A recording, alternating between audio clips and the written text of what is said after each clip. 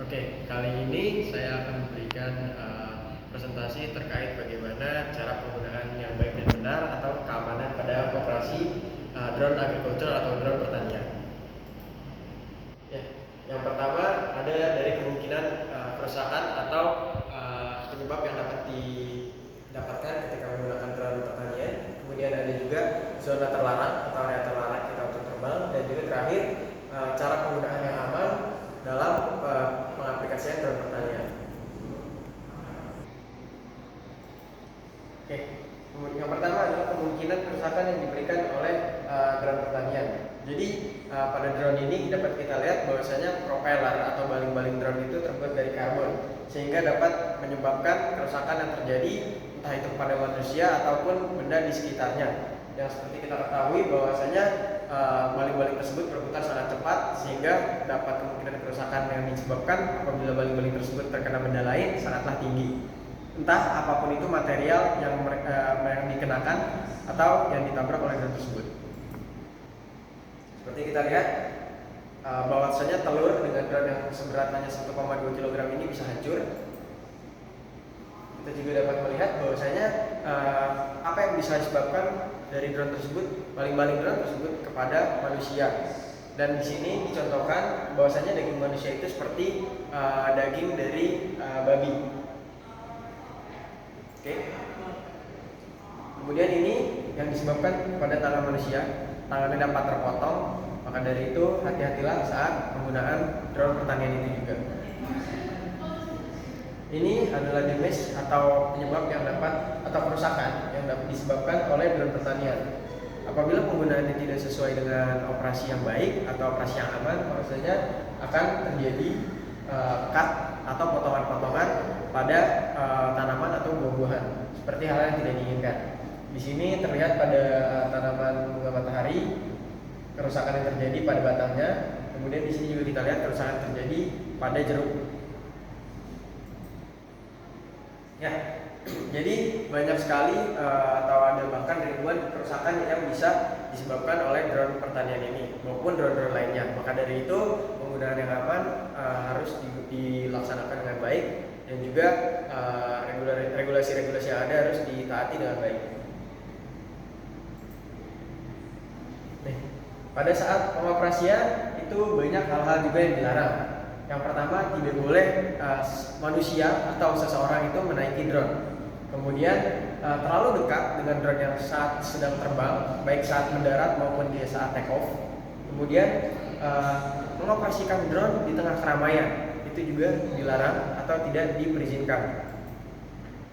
Ya, kemudian kita ada mengikuti regulasi yang sudah disebutkan tadi. Ada regulasi seperti zona dilarang penerbangan atau no-fly zone buat agricultural drone. Nah, seperti yang kita ketahui bahwasanya bandara juga merupakan salah satu dari daerah yang dilarang, bandara atau airport. Nah, jadi di sini dalam 5 km ada batas dari perbatasan bandara. Ini khususnya di wilayah Cina. Kemudian ada airport clearance protection zone, di mana tidak boleh ada benda layang lain selain dari pesawat itu sendiri, atau UAV ini sendiri dilarang masuk di zona tersebut. Kemudian dalam 1 km dari akses militer, atau bisa kita lihat seperti markas-markas militer itu dilarang sejauh 1 km seputar dari radius military base atau markas militer.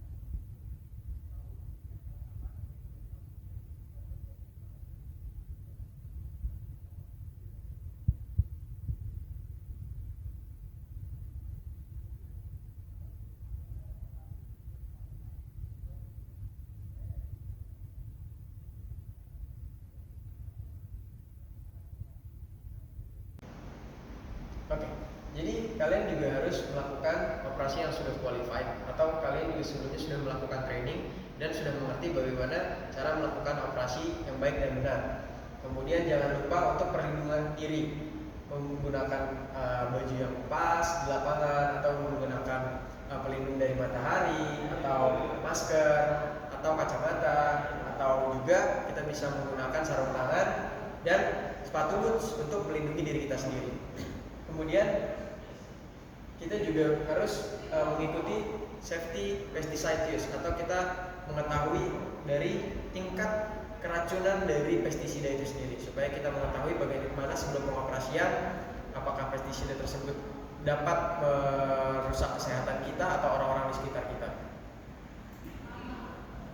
Ya, kemudian jangan lupa sangat berhati-hatilah terhadap obstacle atau halangan dan rintangan pada saat kalian melakukan penerbangan. Kalian bisa melakukan observasi dan melakukan perencanaan terlebih dahulu terhadap lapangan sebelum kalian menggunakannya dalam operasi ataupun demonstrasi. Dan juga ada maintaining. Jangan lupa untuk selalu perawatan dari drone itu sendiri, penjagaan untuk drone itu sendiri, karena pestisida itu sendiri sangat perusak ya, dia zat yang sangat perusak. Jadi setelah pengoperasian jangan lupa kalian harus membersihkan tangki dengan tepat waktu, dan juga menjaga baterai, remote control, bahkan apabila penggunaan generator kalian harus rawat dan membersihkan hal tersebut secara berkala.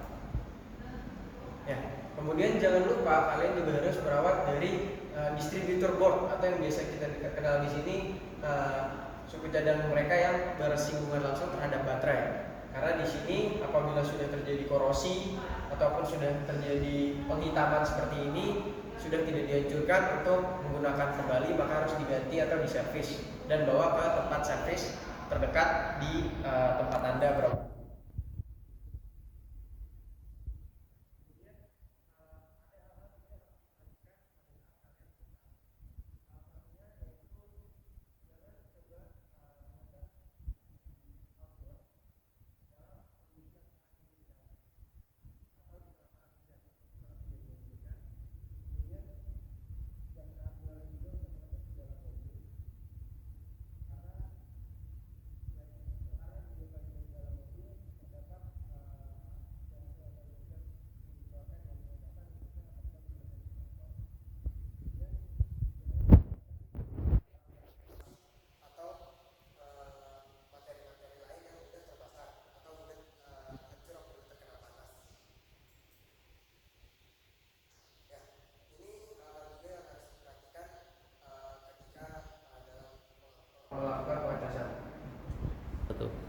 Kemudian ada juga untuk safety atau keamanan dalam penggunaan, khususnya dalam charging baterai. Kalau dalam generasi T10, T20 itu juga kapasitas yang dibutuhkan yaitu 2600 watt. Maka dari itu kalian juga harus menyiapkan 30% tenaga yang lebih kuat dari tenaga yang dibutuhkan. Untuk khusus T30 itu ada 7200 watt.